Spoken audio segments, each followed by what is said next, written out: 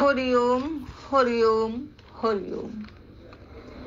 পরম প্রভু শ্রী শ্রী বাবামণির শ্রীচরণে প্রণাম নিবেদন করে অখণ্ড সংঘের এক মহান স্তম্ভ শ্রী শ্রী ভাইদাকে আমার একখানি কবিতার মাধ্যমে শ্রদ্ধাঞ্জলি নিবেদন করছি।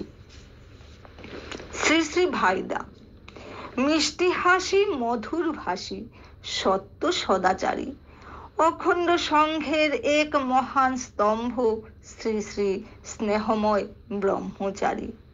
ছোট্টবেলার পরিচয়ে মহেন্দ্র বলে যাকে জানি, নিষ্কাম নিষ্কলঙ্ক চরিত্রের যিনি পূর্ণ অধিকারী। অখণ্ড সংঘের কাছে প্রিয় ভাইদা হলেন তিনি, সংযমী সদালাপী শ্রী শ্রী স্নেহময় ব্রহ্মচারী।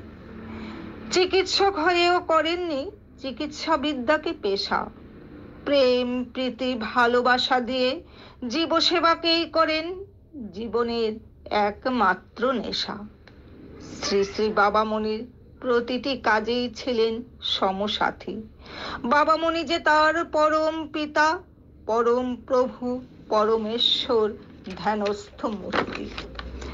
শ্রী শ্রী বাবামণির অমূল্য বাণীরাজি সযতনে করেন লিপিবদ্ধ, তুলে ধরেন সবার কাছে বাবামণিরই অখণ্ড সংহিতা নামে পবিত্র ধর্মগ্রন্থ।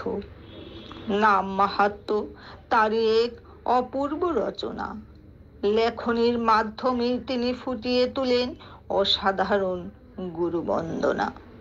স্নেহ মমতায় ভরা যার উদার মুখখানি, তাকেই মোরা প্রাণপ্রিয় ভাইদা বলে জানি। বাবামণির অখণ্ড আদর্শের এক মূর্ত প্রতীক শ্রী শ্রী ভাইদার শ্রীচরণে শতকোটি প্রণাম। অখণ্ড সংঘের মহান স্তম্ভ তুমি, তুমি মহান নক্ষত্র উজ্জ্বল করেছ তুমি মোদের অখণ্ড ধাম। হরি ওম, হরি ওম, হরি ওম। কলমে ও কণ্ঠে আমি শ্রীমতী মনিকা দাস।